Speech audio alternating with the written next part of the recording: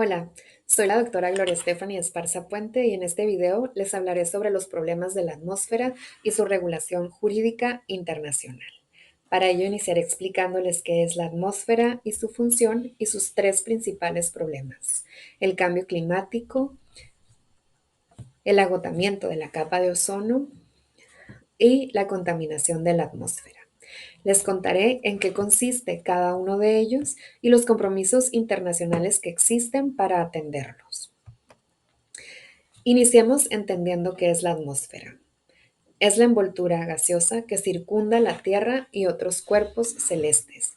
Está compuesta casi enteramente por nitrógeno en un 78,1% y oxígeno en un 20,9%, más cierto número de gases conocidos como gases traza, entre los cuales se encuentra el argón en un 0,93%, helio y gases de efecto invernadero. Además contiene vapor de agua, que también es un gas de efecto invernadero. Como podemos ver, la atmósfera es el resultado de una precisa combinación de todos estos elementos, al que solemos llamar aire puro.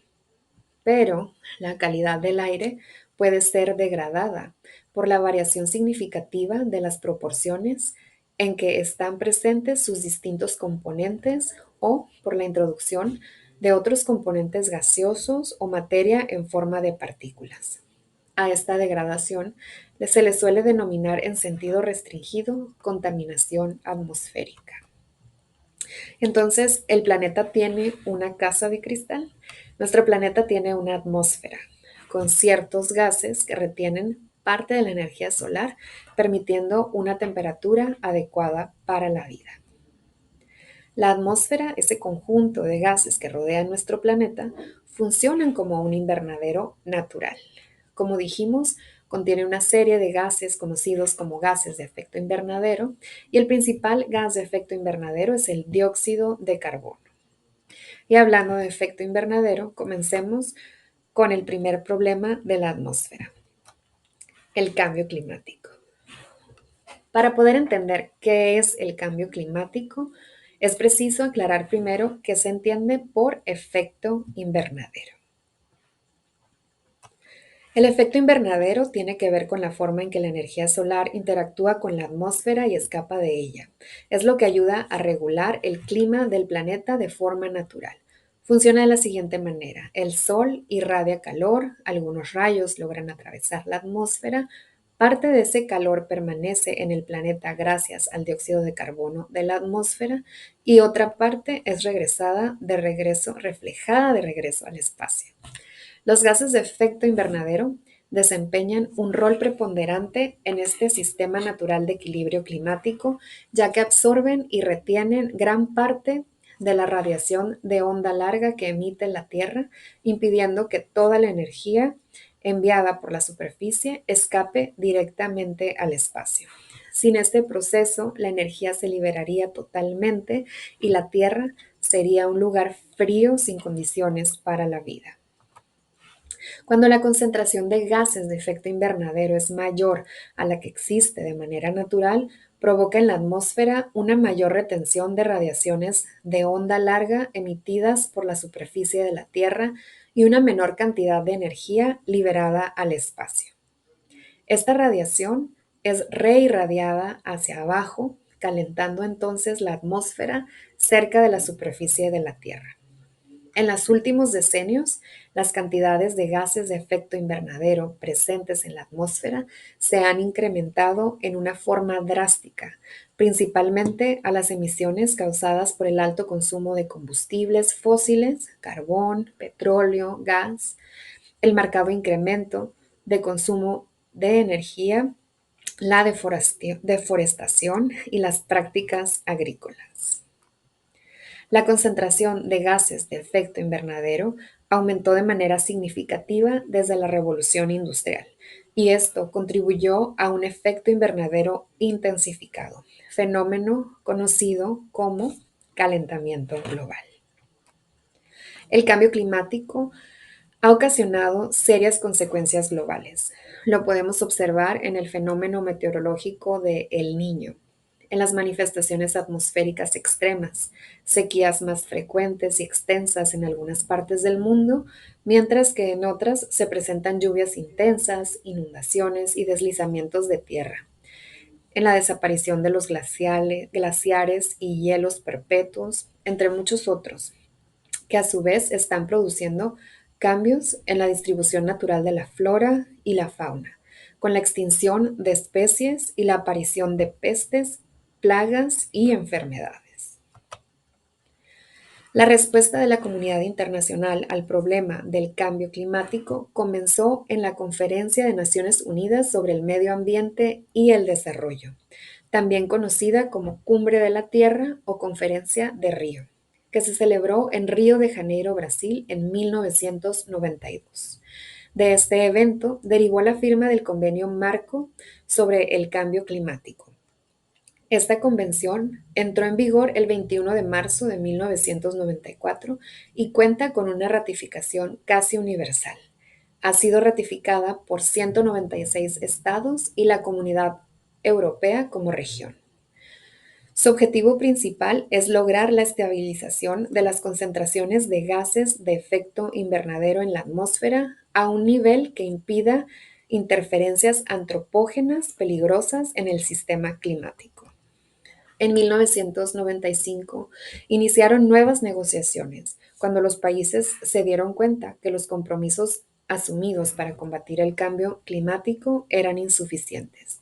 El Protocolo de Kioto fue adoptado el 11 de diciembre de 1997. Su entrada en vigor fue un tanto demorada, ya que requería de 55 estados parte cuyas emisiones de gases efecto invernadero equivalieran al 55% del total de emisiones de los países desarrollados al año 1990 y por esta razón entró en vigencia hasta inicios de 2005. Sobre la base de los principios de la Convención Marco, el Protocolo de Kioto estableció objetivos vinculantes.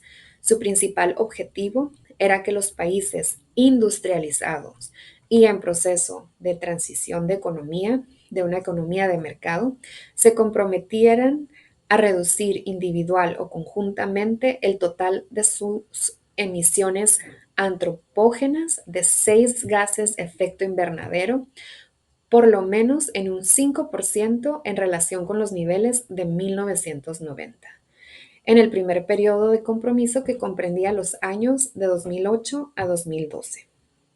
En 2012 se generó una enmienda al protocolo de Kioto, la enmienda de Doha, con la intención de establecer un segundo periodo de compromiso de 2013 a 2020. Esta debía ser aceptada por al menos 144 de las 192 partes del Protocolo de Kioto para poder entrar en vigor. Lo anterior no impidió que las negociaciones continuaran al ver la necesidad de alcanzar un nuevo acuerdo internacional que mejorara la aplicación de la Convención Marco y que reforzara la respuesta mundial a la amenaza del cambio climático. Por ello, el 12 de diciembre de 2015 se adoptó el Acuerdo de París. El acuerdo se encuentra también dentro del marco de la Convención Marco de Naciones Unidas sobre el Cambio Climático, al igual que el Protocolo de Kioto. Las partes en el acuerdo se comprometen a impulsar los esfuerzos para mantener el aumento de la temperatura media global para este siglo muy por debajo de los 2 grados centígrados con respecto a los niveles preindustriales e impulsar los esfuerzos para limitar ese aumento de temperatura a 1.5 grados centígrados para con ello reducir los riesgos y efectos del cambio climático.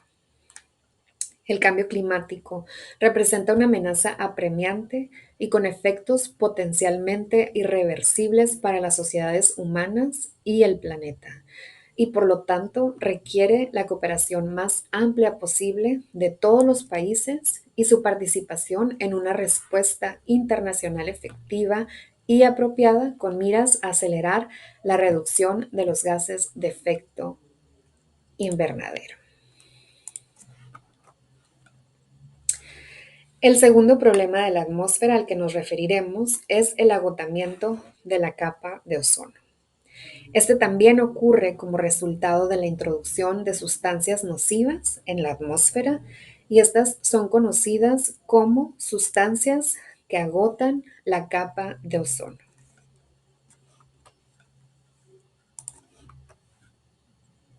La capa de ozono, vamos a entender qué es y para qué sirve. Como su nombre lo indica, la capa de ozono contiene cantidades importantes del gas ozono. Científicamente, la capa de ozono es definida como la zona de la atmósfera situada entre los 20 y 40 kilómetros de altura, donde se dan concentraciones altas de ozono. La capa de ozono actúa como un escudo invisible y protege a la Tierra de la radiación ultravioleta perjudicial UVB procedente del Sol. Por esta razón, su reducción origina una desprotección de la Tierra frente a estas radiaciones, lo cual perjudica gravemente la salud humana y el medio ambiente. En el año 1973, el mexicano Mario Molina y Cherry Rowland, dos científicos de la Universidad de California, dieron a conocer la hipótesis de que los clorofluorocarbonos, o CFC, generados por la actividad humana y utilizados principalmente como refrigerantes y propelentes en latas de aerosoles, estaban dañando la capa de ozono. Por esta razón, en 1981 se iniciaron las negociaciones para celebrar el primer Tratado Internacional para la Protección de la Capa de Ozono, en atención a la preocupación científica y mundial y al acervo de pruebas científicas sobre la destrucción de la capa de ozono, que aunque no estaba claro en ese entonces específicamente qué sustancias químicas lo ocasionaban, se empezaba a sospechar de los clorofluorocarbonos y de otros productos químicos similares. Esto llevó a que fuera adoptado el Convenio de Viena para la Protección de la Capa de Ozono el 22 de marzo de 1985, el cual tiene como objetivo principal proteger la salud humana y el medio ambiente contra los efectos adversos resultantes o que puedan resultar de las actividades humanas que modifiquen o puedan modificar la capa de ozono. Más adelante, en 1985, científicos británicos anunciaron el descubrimiento de un agujero de ozono sobre la Antártida, lo que disparó la preocupación mundial. La publicación de estas investigaciones y las posteriores evidencias científicas de que el mismo continuaba acrecentándose hicieron comprender a los gobiernos la necesidad de actuar de manera inmediata. Esto llevó a que 2 años más tarde, el 16 de septiembre de 1987, se adoptara el Protocolo de Montreal, relativo a las sustancias que agotan la capa de ozono. El Convenio de Viena entró en vigor en 1988 y su protocolo adicional, el Protocolo de Montreal, el 1 de enero de 1989.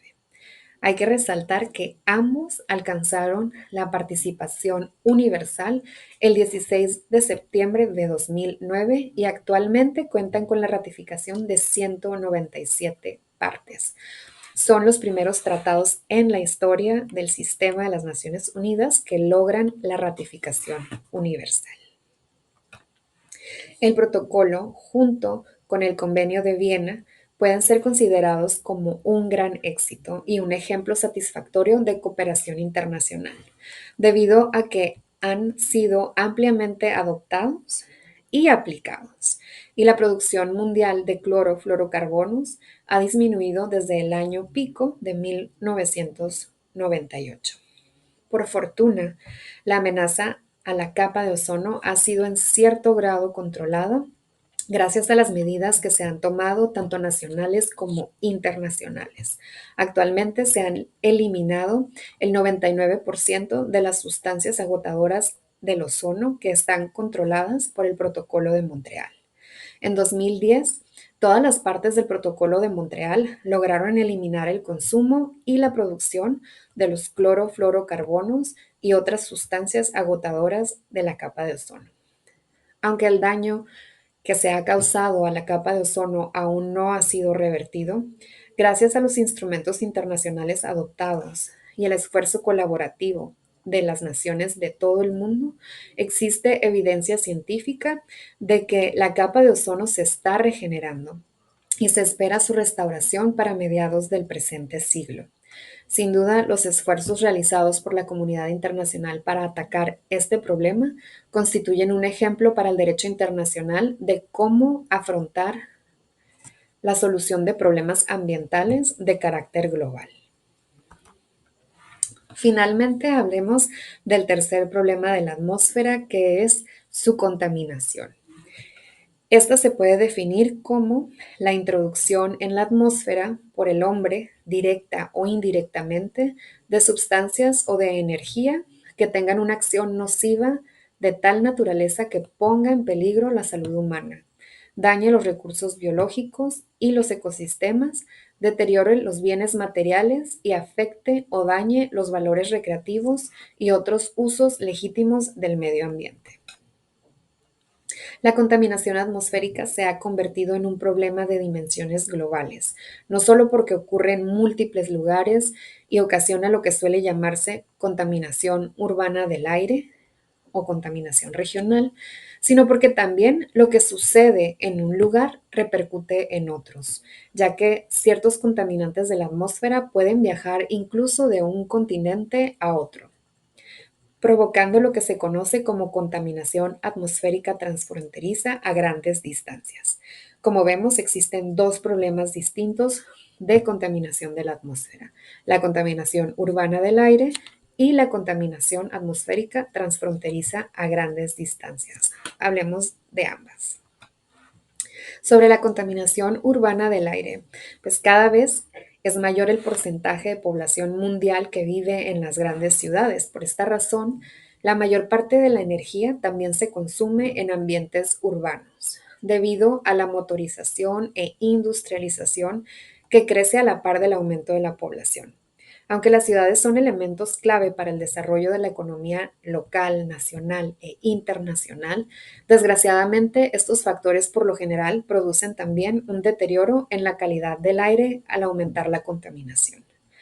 De acuerdo con datos de la Organización Mundial de la Salud, en 2019, el 99% de la población mundial vivía en lugares donde no se respetaban las directrices y límites que recomiendan la Organización Mundial de la Salud sobre la calidad del aire. Además, se estima que 4.2 millones de personas mueren prematuramente cada año por la contaminación del aire. Estas son cifras alarmantes, más si consideramos que los niveles de contaminación del aire han permanecido elevados en los últimos años. Actualmente, no existe ningún tratado internacional que aborde directamente la contaminación urbana del aire. Está regulada únicamente de manera interna por los estados y cada estado establece límites muy distintos a los principales gases contaminantes del aire urbano, como son la materia particulada, los óxidos nitrosos, el monóxido de carbono e incluso el ozono. Esto es muy preocupante, ya que este tipo de contaminación es muy dañina para la salud humana y tiene efectos negativos en el medio ambiente. Por otro lado, tenemos la contaminación atmosférica transfronteriza a gran distancia. Esta se produce como consecuencia de la emisión de sustancias tales como los óxidos de azufre, los óxidos de nitrógeno, el amoníaco, el monóxido de carbono, el ozono y los compuestos orgánicos volátiles. La mayoría de las fuentes de emisión de estas sustancias provienen de la combustión de combustibles fósiles, así como del ganado, de los abonos que se utilizan en la agricultura y de otras fuentes. Una vez emitidos, este tipo de contaminantes no permanecen estáticos en el lugar en que se originaron. Por el contrario, son volátiles, lo cual se debe a que el aire sirve de medio de tránsito de sustancias y partículas contaminantes. Los vientos fuertes pueden transportarlas y dispersarlas rápidamente de modo horizontal por todo el globo terráqueo, lejos de sus fuentes originales, atravesando fronteras y causando daños en otros sitios. Cuando el azufre y los óxidos de nitrógeno entran en contacto con el agua, el vapor de agua o las nubes, se producen reacciones que forman ácidos de manera que cuando llueve, estos ácidos vuelven a la superficie en precipitaciones denominadas lluvia ácida y se depositan en los suelos, el agua y la vegetación, causando su acidificación. Para abordar este gran problema, algunos países, solo algunos, firmaron el Convenio de Ginebra sobre la contaminación atmosférica transfronteriza a gran distancia. Sin embargo, este tratado es únicamente de carácter regional. Participan en él principalmente países de Europa, así como Estados Unidos y Canadá. Fue firmado el 13 de noviembre de 1979 en Ginebra, Suiza, y entró en vigor el 16 de marzo de 1983. El convenio reconoce que la contaminación del aire es un problema grave y por ello su objetivo es proteger al hombre y al medio ambiente contra la contaminación atmosférica, fomentar las relaciones y cooperación en materia de protección del ambiente, estudiar las repercusiones del transporte con los contaminantes atmosféricos a gran distancia y reforzar la cooperación internacional activa para elaborar las políticas nacionales mediante el intercambio de información, investigación y seguimiento y lograr la coordinación de medidas para combatir la contaminación atmosférica. Cabe mencionar que México no forma parte de él. Hay que agregar que a nivel internacional no ha sido adoptado un acuerdo global que trate de manera integral la contaminación atmosférica, como sí lo hay para los otros dos grandes problemas relacionados con la atmósfera, el cambio climático y el agotamiento de la capa de ozono. Existe una necesidad urgente de ampliar la respuesta mundial para abordar este problema y con ello poner en práctica acciones contundentes para mejorar la calidad del aire, reducir y prevenir los efectos negativos que tienen en la salud y en el medio ambiente. Estos son los tres principales problemas de la atmósfera. Ahora ya conocen en qué consisten y cuál es su regulación jurídica internacional. Pues solo me resta mencionar que todos respiramos el mismo aire y tenemos una atmósfera que necesita de nuestra protección. Este es un llamado a todos a seguir informándose, a tomar medidas para reducir los problemas de la atmósfera y transformar nuestros estilos de vida. Espero les haya gustado. Muchas gracias.